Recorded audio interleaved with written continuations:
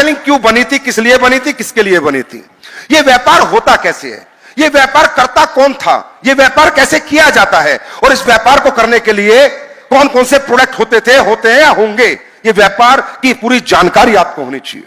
हमारे देश में डायरेक्ट सेलिंग के नाम से हकीकत में बाउंडर हुए हैं, फ्रॉड्स हुए हैं, हकीकत में घटिया प्रोडक्ट बेचे गए हैं, पैसे दिखा के, लालच दिखा के, गाड़ी दिखा के, बंगले दिखा के। मैं सहमत हूं, मैं भी एक्सेप्ट करता हूं।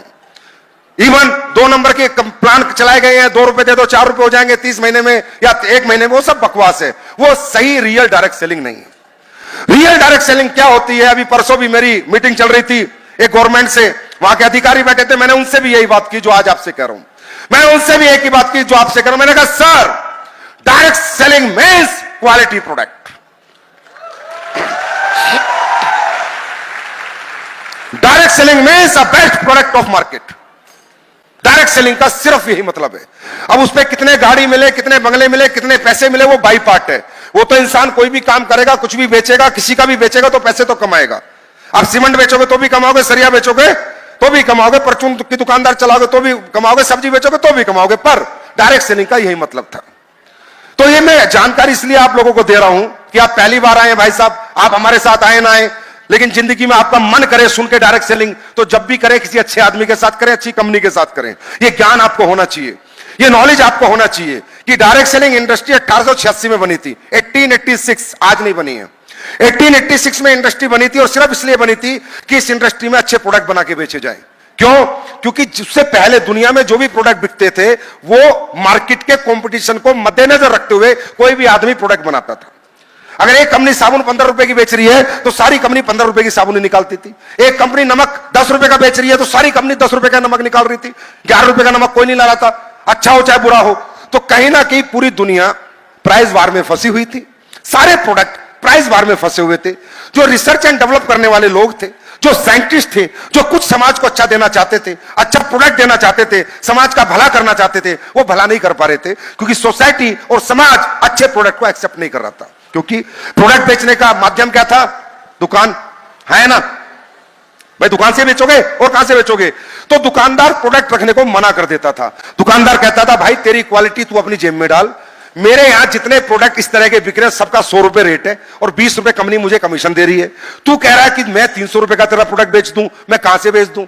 तू कमीशन चाहे मुझे 40 रुपए दे, लेकिन जब दुनिया 100 रुपए का बेच रही है तो मैं तेरा 300 रुपए का नहीं बेचूंगा। तो जो भी लोग दुनिया में इनोवेटिव थे, समझ रहे, जो भी लोग दुनिया में इन्वेंशन करते थे, जिनके भी ब्रेन अच्छे थे, दिमाग अच्छे थे, जो साइंटिस्ट थे, क्वालिटी प्रोडक्ट बनाना चाहते थे, उन सबने हार मान ली थी कि भैया समाज में हम तो कभी अच्छे प्रोडक्ट बेच ही नहीं पाएंगे क्योंकि समाज हमारे प्रोडक्ट एक्सेप्ट नहीं करेगा। दूसरा मैं आपको बताता हूं, उसके बाद कुछ कंपनियों को अपने स्टोर खोलने पड़े। ये जो आप देखते हो ना ब्रांड, आपने देखा है कि आप किसी कपड़े की दुकान पे जाओ जिसपे सभी कंपनी के कपड़े हैं, वहां लोकल ब्रांड है, और आप एक ऐसी दुकान पे जाओ जहां सिर्फ उसी ब्रांड के कपड़े हैं, वो अपनी ब्रांड बना के लास्ट में मजबूर हो गए कि दूसरे दुकानदार तो उनका माल रख नहीं देते, तो उन्होंने अपनी अपनी दुकान खोली, अपनी अपनी दुकान बनाई, अपने अपने शोरूम खोले। इसलिए आज भी वो ब्रांड है, 100 साल पहले भी ब्रांड थे, अगले 500 साल भी ब्रांड रहेंगे।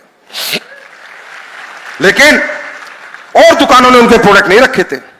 राइट, बात समझ में आ गई? तो ये इंडस्ट्री इसलिए बनी थी। सबसे पहले इस इंडस्ट्री में स्किन प्रोडक्ट बने थे।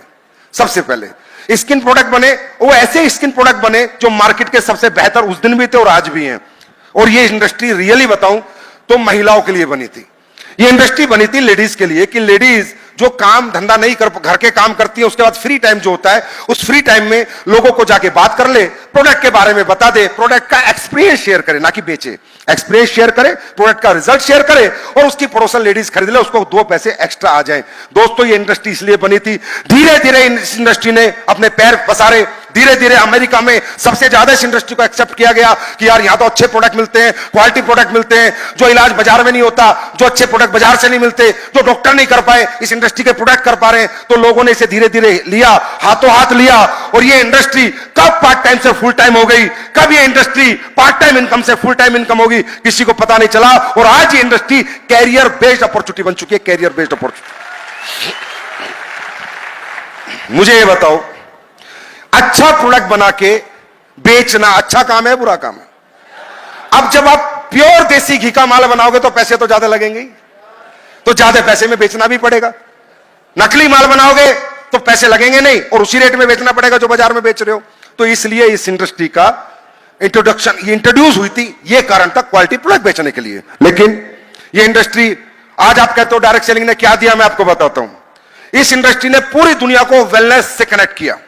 हेल्थ क्या होती है, हेल्थ के बारे में बताया। हेल्थ अच्छी कैसे रहती है, उस इंडस्ट्री ने बताया भाई। और कोई कंपनी ने बताओ कितनी संस्थाएं चलती हैं जो आपके घर घर आगे बता रही हैं ऐसे अच्छे खाओ, ये मत खाओ, ये यूज करो, ये यूज मत करो, ये प्रोडक्ट अच्छा बुरा। बताओ कितनी संस्थाएं चलती हैं। अगर चल रहे हैं ना तो वेलनेस के प्रोग्राम चल रहे हैं और डायरेक्ट सेलिंग इंडस्ट्री के प्रोग्राम चल रहे हैं। उन्हीं कंपनियों के प्रोग्राम चल रहे हैं क्योंकि ये इंडस्ट्री हकीकत में जो भी कुछ लेके आई थी सोसाइटी की हेल्प के लिए लेके आई थी, सोसाइटी के फायदे के लिए लेके आई थी। दूसरा इंडस्ट्री इसलिए आई थी कि जो लोग जीवन में कुछ नहीं कर पाए, पढ़ नहीं पाए, लिख नहीं पाए, अच्छी डिग्रियां नहीं ले पाए, घर में पैसों का अभाव था, घर में कोई मजबूरियां थी, जिम्मेदारियां थी, आगे नहीं बढ़ पाए, वो लोग आगे बढ़ पाए। वो लोगों को यहां पर आने के लिए या काम करने के लिए ना पैसा पूछा जाता, ना टैलेंट पूछा जाता, ना डिग्री पूछा जाती, ना जेंडर पूछा जाता। कोई भी आए, कभी भी आए, किसी भी उम्र में आए, यहां पर आए और यहां पर काम करके करोड़ों अरबों रुपए बनाए। ये इंडस्ट्री कहती है सिर्फ आपकी हिम्मत चाहिए, आपका जज्बा चाहिए, आपके सपने चाहिए, पूरे करने को हम तैयार हैं, चाहे आप दुनिया और समाज से कोई भी हो। भाषण में आ रही है, भाषण में आ रही है। अब आप लोग ये फैसला करके बताना ये अच्छे काम कर रहे हैं, ये बुरे काम है, ये सोसाइटी के हित में है या अहित में है, सोसाइटी का नुकसान कर रहे हैं, फायदा कर रहे हैं। तो आप अपने दिल पे हाथ रख के बताओ। और दुनिया में कितने लोग ऐसा काम कर रहे हैं। आज हमारी कंपनी की बात करते हैं। AWPL क्या बनाती है, आयुर्वेदिक प्रोडक्ट बनाती है, न्यूट्रिशनल सप्लीमेंट बनाती है, एग्रीकल्चर के प्रोडक्ट बनाती है, टॉयलेटरी के प्रोडक्ट बनाती है, मसाला बनाती है।